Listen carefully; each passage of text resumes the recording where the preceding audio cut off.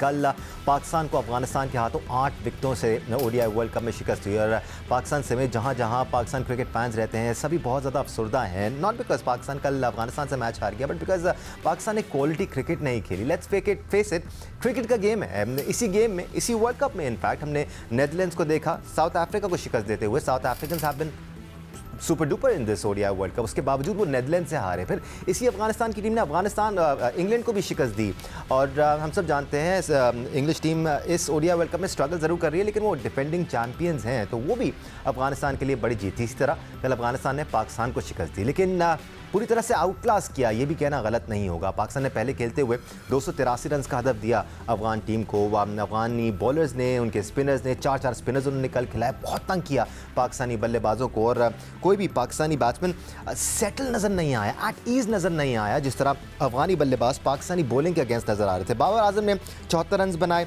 अब्दुल्ला शफीक ने 58 रन बनाए, इफ्तिखार अहमद ने 40 रन बनाए, जबकि अफगानिस्तान के लिए नूर अहमद, एक 18 साल प्लेयर जिसको टीम में शामिल किया गया एज अ 4th स्पिनर, उन्होंने 3 विकेट्स हासिल की। नवीन उल हक ने 2 विकेट्स हासिल किए और मोहम्मद नबी ने 1 विकेट हासिल की, लेकिन सिर्फ 31 रन के एवज अनप्लेबल बने हुए थे मोहम्मद नबी कल पाकिस्तानी बल्लेबाजों के लिए और बहुत ज़्यादा रिस्पेक्ट देते हुए नजर आए पाकिस्तानी बैटर्स। मोहम्मद नबी को अटैक भी करने की कोशिश नहीं की। फिर जब अफगानिस्तान की बैटिंग की बारी आई तो उनके लिए चीज़ें बहुत आसान नजर आई। अंडर लाइट्स ऐसा लग रहा था कि बॉल बल्ले पर भी आ रहा है, पाकिस्तानी बॉलर्स बिल्कुल इफेक्टिव नजर नहीं आ रहे थे। इब्राहिम ज़दरान ने 87 रन बनाए और प्लेयर ऑफ द मैच भी रहे।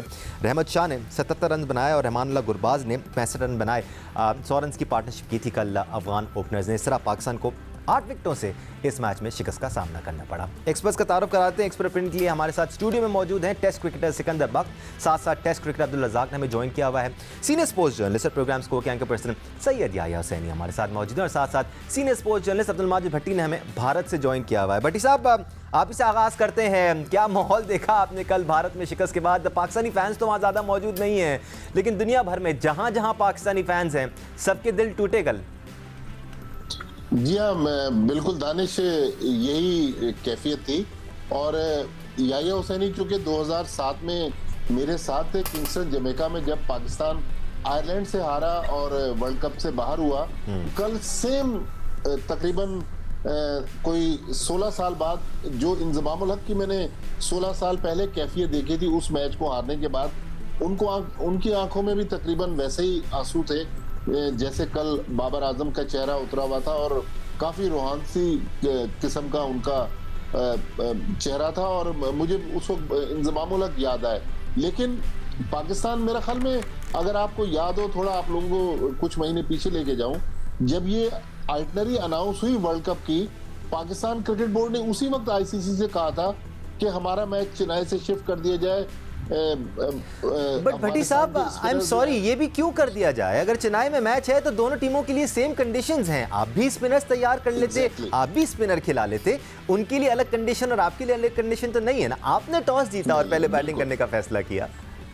और मैं दानिश जो असल बात कर रहा हूँ कि वो जो उन्होंने अपने जहन में सवार किया था ना कि इस पिच के ऊपर अफगानिस्तान के स्पिनर्स हमें हर्ट करेंगे, उन्होंने उसको कैश करवाया। उन्होंने 3 के बजाय कल 4 स्पिनर्स खिला दिए। लेकिन जो 282 रन थे पिच के हिसाब से, कल मैंने बल्कि प्रोग्राम में भी उस वक्त शाम में फातिमा थी, मैंने कहा था कि ये 282 रन को 400 के बराबर है।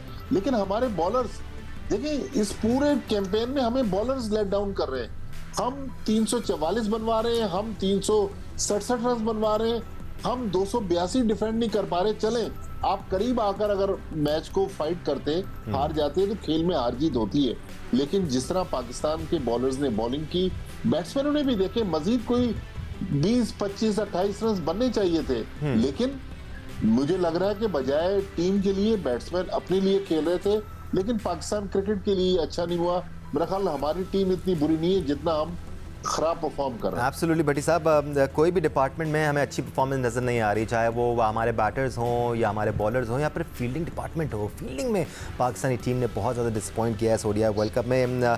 अब्दुल रज़ाक, आपकी तरफ आते हैं। जो इश्यूज इस वक्त टीम में नज़र आ रहे हैं वो एक अरसे से टीम के साथ हैं, हम उनको डिस्कस भी करते आए हैं। ठीक है, वो इश्यूज हैं अपनी जगह, लेकिन ये इंटरनेशनल प्लेयर्स हैं। अगर आप इस बात को गेज नहीं कर सकते कि बॉल स्विंग नहीं हो रहा, आपने लाइन और लेंथ पर बॉल करनी है, विकेट टू विकेट बॉल करनी है, तो क्या ये इंटरनेशनल प्लेयर के लिए इतनी इम्पॉसिबल बात होती है कि वो लाइन और लेंथ मैनेज न कर पाए?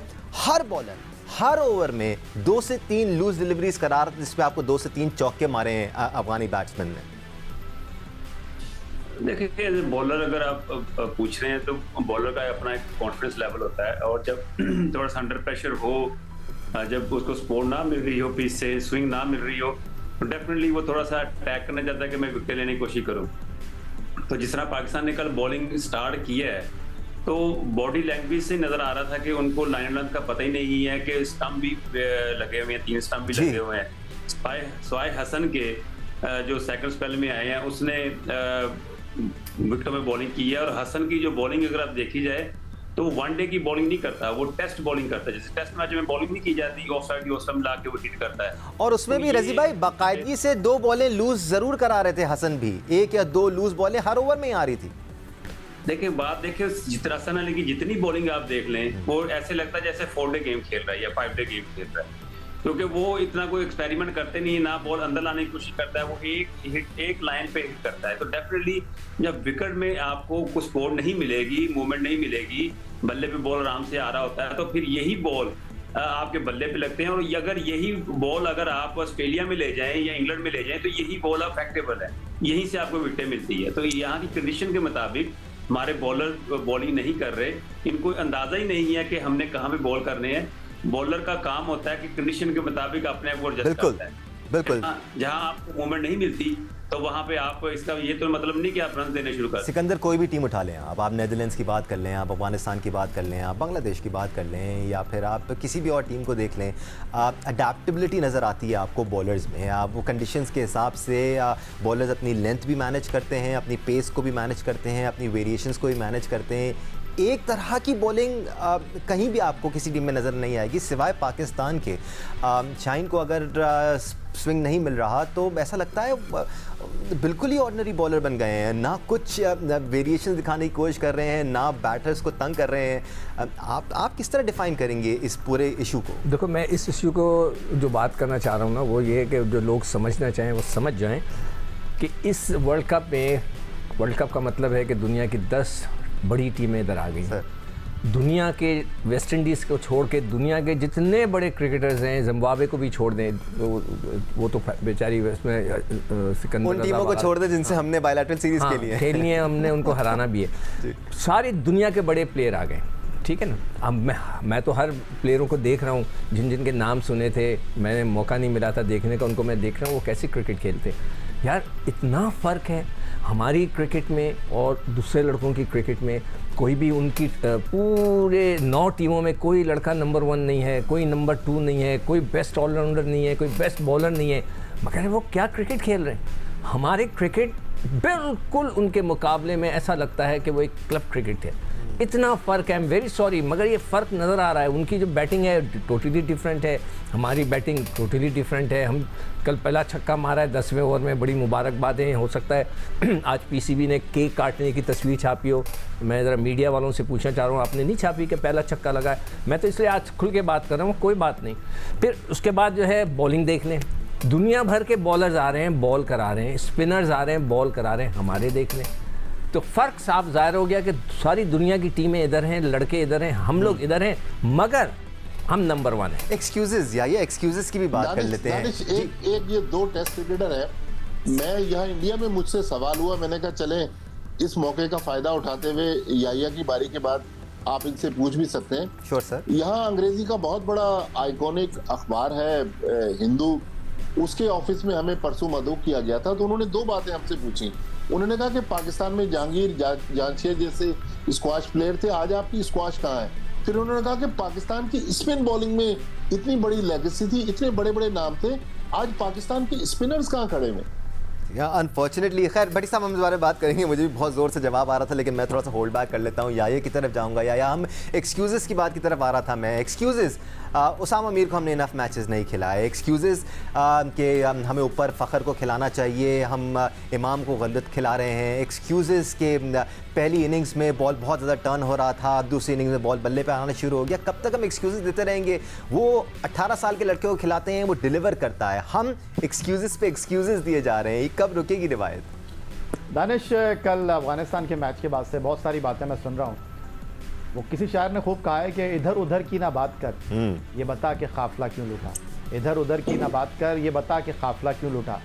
मुझे रहज़नों से गिला नहीं, मुझे रहबरी का सवाल है। क्रिकेट बोर्ड में सिफारशी आ गए हैं, हमेशा से ना आया। नहीं, मेरी बात मुकम्मल होने दे। मैं कह रहा हूँ क्रिकेट बोर्ड में सिफारशी आ गए हैं, बाबर आजम अपने लिए खेलते हैं, हमें रैंकिंग ने मरवा दिया, और उसके साथ साथ जनाब केक कटते हैं, ट्रॉफियाँ बढ़ती हैं, ये टीम ठीक सेलेक्ट नहीं हुई, इंज़मामुल हक को फिर आपने मौका दे दिया। इन चीज़ों को साइड में रख कर टू दी पॉइंट बात कर लेते हैं। Sure sir. ठीक है, आई थिंक मेरा ख्याल है टॉस आप जीते, गुड। आई थिंक मेरा ख्याल है 282 किए, एनफ। लेकिन दानिश, मुझे ये बताइए कि ये जो 282 रन बन गए, आपने भी थोड़ी देर पहले कहा कि हमने कंसर्न शो किया कि जी हमारा मैच चेन्नई में क्यों रख दिया गया। चले यार, रख दिया गया, आपने बिल्कुल दुरुस्त कहा कि भाई उनका ये सवाबदीद इख्तियार था कि आपको खिलाना, आपको तैयारी करके जानी और जैसी भी पिच बनाई आई, ठीक है, उनको आपको तैयारी करके जानी चाहिए थी यार। Out of the box thinking एक चीज़ का नाम है भाई। जिस पिच के ऊपर आपने 280 सोचा था, आप 20 रन क्यों नहीं आपने किए? इसलिए कि उन्होंने फील्डिंग एक्स्ट्राऑर्डिनरी की। 282 हो गए। अफगानिस्तान के, कल मैंने यहाँ बैठकर बोला कि भाई अफगानिस्तान सिर्फ 3 बैट्समैनों के ऊपर खेल रहा है। ये आपके पास जो है वो जूता पहनने वाला कोच भी है, बाल काटने वाला कोच भी है, समझाने वाला कोच भी है, हर तरह का कोच मौजूद है। ये उन्होंने आपको नहीं बताया? चले ठीक है, बहुत अच्छा खेले वो। लेकिन दानिश, मुझे एक बात बताइए, आप शाहीन शाह अफरीदी पिट जाते हैं, हसन अली पिट जाते हैं, हारिस रऊफ पिट जाते हैं, आपके पास शदाब पिट जाते हैं। यार एक बात समझ से बाहर है कि अगर उनके बैट्समैन आपके मेन बॉलर को अच्छा खेल रहे थे, एक आपकी टीम में खिलाड़ी है जिसका नाम है सऊद शकील, वो बाएं हाथ से गेंद डाल लेता है, कप्तान उससे 2 ओवर करवा लेते यार। आपको याद है ऑस्ट्रेलिया के अच्छे बॉलर को आप खेल गए। मैं अपनी बात मुकम्मल कर लूं, मैं अपनी बात मुकम्मल। क्या उसे पता है कि साउथ बॉल कराता है? बात दरअसल ये है कि आपके खिलाफ ऑस्ट्रेलिया ने बड़ी अच्छी बॉलिंग कर ली, उन्होंने आउट किससे करवाया? आपको स्टॉइनिस से आउट करवा दिया उसको। उसके बाद जब उसका काम खत्म हो गया, उसने कप्तान ने उसको साइड में कर दिया। भारत की टीम को जो है वो हार्दिक पांड्या की इंजरी हुई, उनकी बेंच पर कौन बैठा हुआ है? मोहम्मद शामी, उसने 5 आउट कर दिए पहली मैच में। आप हारिस को बाहर बिठाएं, आप शाहीन को बाहर बिठाएं, आप हसन अली को बाहर बिठाएं, खिलाएंगे किसको आप? वसीम जूनियर को, जिससे आप 3 ओवर नहीं डलवा सकते। तो भाई बात दरअसल ये है, ये सारी चीजें जो है वो पहले से ही तय थी, और उसके बाद अब हार गए तो रोना किस बात का? नहीं, मैं तो ये पूछ रहा था कि सऊद शकील बॉल करते हैं, उन्हें पता भी है क्या वो उससे नेट्स में बॉल कराई? बिल्कुल उनको पता है। एक टाइम तक तो अनफॉर्चुनेटली इफ्तिखार अहमद टीम में खेलते रहे और उनको उनसे बॉलिंग नहीं कराते थे टेस्ट सीरीज में। याद है तुम्हें दानिश, हम जिक्र करते थे कि उससे सलमान से भी नहीं कराई। कल भी जहां इफ्तिखार अहमद को ओवर दिया गया, इनफैक्ट कल जहां पावर प्ले के अंदर हारिस रऊफ को ओवर दिया गया, वहां इफ्तिखार से भी ओवर कराया जा सकता था। बिकॉज आपको पावर प्ले में जब हारिस रऊफ आते हैं तो उनको काफ़ी मार पड़ती है। ऑस्ट्रेलिया के खिलाफ भी यही हुआ था। उसके बावजूद आपने हारिस रऊफ को पावर प्ले के अंदर बॉलिंग देने को तरजीह दी, ना कि इफ्तिखार अहमद को। उसके अलावा अभी तो हमने फील्डिंग के मसाइल को डिस्कस किया ही नहीं है। हमने इन मसाइल को डिस्कस किया ही नहीं है कि जब बॉल रिवर्स होना शुरू हो गया था 38वें ओवर में, उसके बाद स्पिनर्स क्यों आ गए एकदम से, ये बात किसी के भी समझ में नहीं